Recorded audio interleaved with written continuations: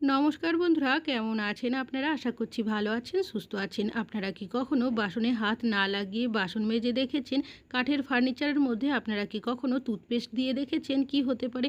তালার মধ্যে তেল দিয়ে দেখেছেন কি হয়? ছোট্ট সাইজের সুচের মধ্যে আপনারা কিভাবে খুব সহজে সুতো পরাবেন?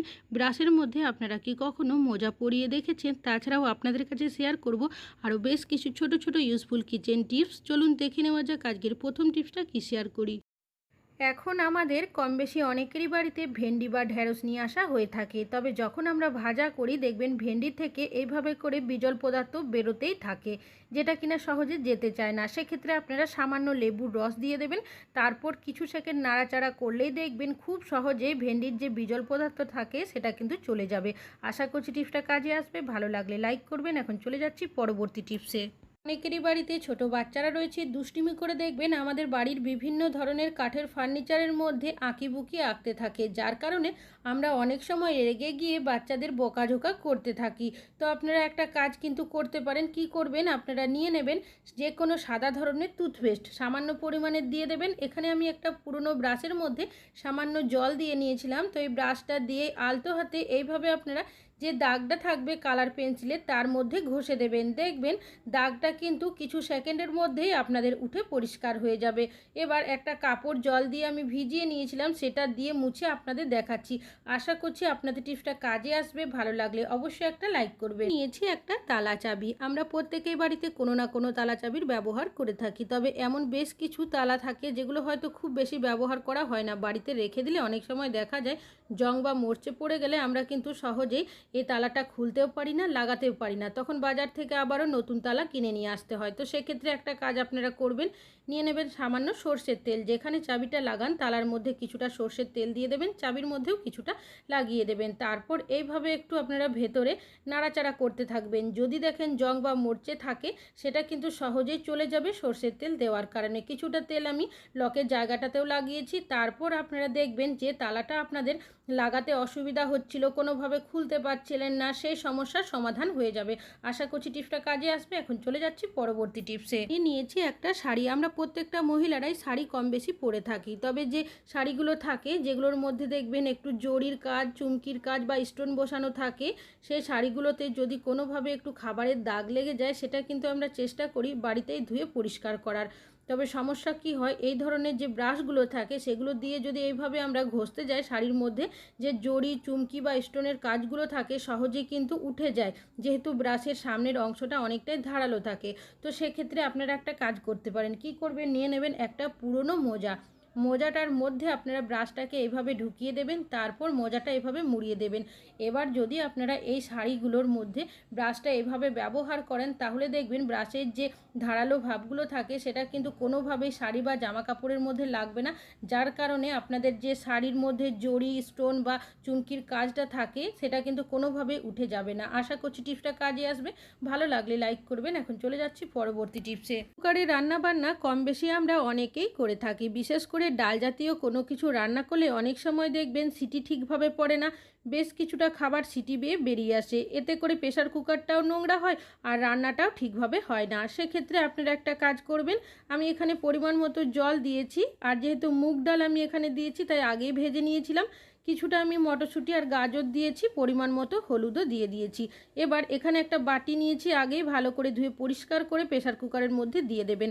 তারপর প্রেশার কুকারটা আপনারা গ্যাসের মধ্যে বসাবেন। দেখবেন যেহেতু বাটিটা একটু ভারী ধরনের তাই কিন্তু সিটিটাও ঠিকভাবে পড়বে আর খাবারটা যেটা রান্না করবেন সেটাও কিন্তু ঠিকভাবে হয়ে যাবে। আশা করছি টিপসটা কাজে আসবে। ভালো লাগলে লাইক করবেন। এখন চলে যাচ্ছি পরবর্তী টিপসে। আমাদের বাড়িতে দরকারি বেশ কিছু কাগজপত্র থাকে, বিশেষ করে ডাক্তারি প্রেসক্রিপশন বা অন্যান্য যদি কোনো কাগজপত্র থাকে একসাথে গুছিয়ে রাখার জন্য আমরা অনেকেই দেখবেন এই ধরনের কোনো না কোনো পিনের ব্যবহার করি বা অনেকেই স্টেপলারের ব্যবহার করি, যাতে করে একসাথে গোছানো থাকে, হারিয়ে না যায়, যখন প্রয়োজন হয় আমরা সহজেই খুঁজে পেয়ে যাই। তবে সমস্যা কী হয়, এই ধরনের পিনগুলো যদি হাতের কাছে না থাকে বা স্টেপলারও হয়তো হাতের কাছে নেই, সেক্ষেত্রে সমস্যা হয়। তো আপনারা একটা কাজ করতে পারেন, নিয়ে নেবেন একটা সেফটি পিন। আমি এখানে একটা বড় সাইজের সেফটি পিন এইভাবে লাগিয়ে নিচ্ছি। যদি হাতের কাছে আপনাদের কোনো পিন বা স্টেপলার না থাকে, কাজ চালানোর মতো এটা কিন্তু আপনারা ব্যবহার করতে পারেন। আর যখন স্টেপলার থাকবে বা হাতের কাছে যদি পিন থাকে, সেক্ষেত্রে সেটা ব্যবহার করতে পারেন। আশা করছি টিপসটা কাজে আসবে। ভালো লাগলে লাইক করবেন। এখন চলে যাচ্ছি পরবর্তী টিপসে। কোনো জলের মধ্যে এইভাবে করে মিষ্টি রেখে দেখেছেন? কি হতে পারে, আমাদের প্রত্যেকেরই বাড়িতে কম বেশি মিষ্টি জাতীয় কোনো না কোনো জিনিস নিয়ে আসা হয়ে থাকে। তবে অনেক সময় দেখবেন ডাইনিং টেবিলের মধ্যে বা কিচেন স্ল্যাবের সাইড করে যদি রেখে দিই, দেখা যায় পিঁপড়ে ধরে যায়। মিষ্টি জাতীয় কোনো কিছু রাখলেই কিন্তু এই সমস্যা দেখা দেয়। তাছাড়াও অনেক সময় যদি ফ্রিজে রাখতে ভুলেও যায়, সেক্ষেত্রেও মিষ্টি খারাপ হয়ে যায়। তো আপনারা একটা পাত্রের মধ্যে কিছুটা নর্মাল জল দিয়ে দেবেন, যে পাত্রে মিষ্টি থাকবে এইভাবে করে রেখে দেবেন। এতে করে কি হবে, যেহেতু জলের পাত্রের মধ্যে রাখা হয়েছে, মিষ্টিটা খারাপ হবে না আর পিঁপড়েও ধরবে না। আর অবশ্যই ওপর থেকে একটা ছিদ্রযুক্ত কোনো পাত্র দিয়ে ঢাকা দিয়ে রেখে দেবেন। আশা করছি টিপস। আমি এখানে নিয়েছি কিছুটা পরিমাণের রসুন। রান্নাবান্না করার জন্য রসুনের ব্যবহার আমরা বাড়িতে কম বেশি অনেকেই করে থাকি। তবে যখন আমরা রসুনের খোসা ছাড়াতে যাই, সহজে কিন্তু ছাড়াতে পারি না, অনেক সময় নখের মধ্যে ব্যথাও হয়ে যায়। তবে যখনই বেশি পরিমাণে রসুনের খোসা ছাড়াবেন, কি করবেন, একটা কৌটো বা জার নিয়ে নেবেন, তার মধ্যে রসুনের কোয়াগুলো দিয়ে দেবেন। আমি এখানে কিছুটা গোটা ছোলা নিয়েছি, আপনারা এখানে মটর বা কাবলি চানারও ব্যবহার করতে পারেন। তারপর কৌটোটাকে এইভাবে আপনারা কিছু সেকেন্ড ঝাঁকিয়ে নেবেন, তাহলেই দেখবেন রসুনের খোসাগুলো কিন্তু অনেকটাই আলগা হয়ে ছেড়ে আসবে।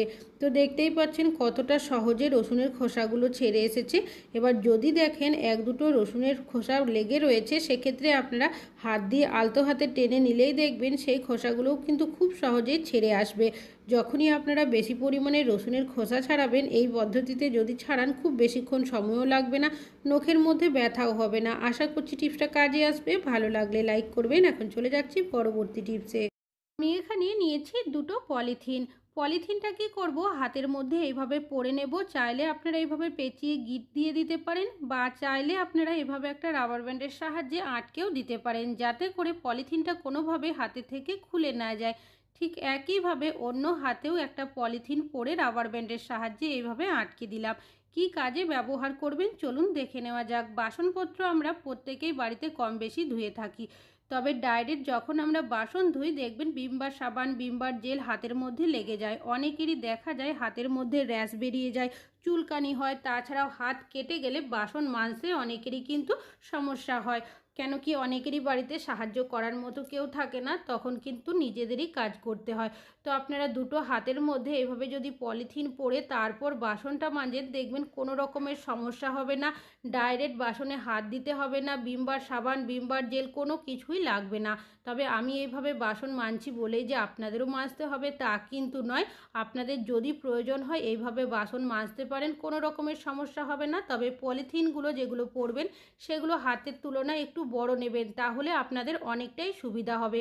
তো বাসনটা মেজে নেওয়ার পর আমি পরিষ্কার জল দিয়ে ধুয়ে নিচ্ছি। তারপর আমি পলিথিনগুলো হাতের থেকে খুলে আপনাদের দেখাবো, তাহলে আপনারা নিজেরাই বুঝতে পারবেন যে বাসনগুলো সুন্দরভাবে মেজে নেওয়াও হয়ে গেছে, আর হাতের মধ্যে কিন্তু একটুও ভিম সাবান, ভিম জেল বা জল কোনো কিছুই লাগেনি। আশা করছি আপনাদের টিপসটা কাজে আসবে। ভালো লাগলে লাইক করবেন। এখন চলে যাচ্ছি পরবর্তী টিপসে।